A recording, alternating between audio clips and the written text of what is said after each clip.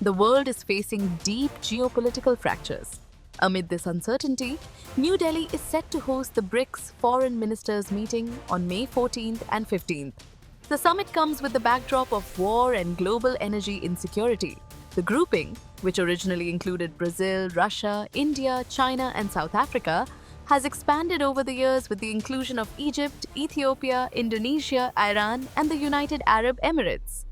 External Affairs Minister S. Jaishankar will chair the meeting. Russian Foreign Minister Sergei Lavrov and Iranian Foreign Minister Abbas Araghchi have arrived in the capital city of India. China will be represented by Ambassador Xu Feihong as Foreign Minister Wang Yi skips the summit due to US President Donald Trump's visit to Beijing. Iran has reportedly urged India to use the BRICS platform to build consensus against the US and Israeli military actions. But reaching that consensus may not be easy. The biggest fault line inside BRICS currently lies between Iran and the UAE, both now sitting on opposite sides of the regional conflict. Retaliatory strikes and rising tensions in the Gulf are expected to cast a shadow over the discussions in Delhi.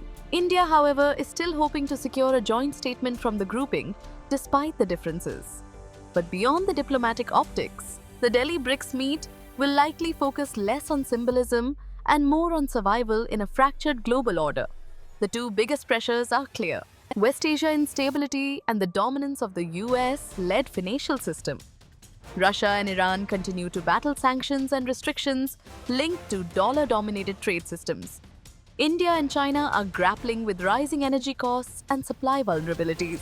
China's push for wider UN-based BRICS trade mechanisms is also likely to remain a sensitive issue for several member nations. Soaring oil prices and supply disruptions have forced countries, including India, to take emergency economic measures. As the world watches closely, the key question remains: can BRICS emerge as a united voice of the global South amid war, sanctions, and economic uncertainty?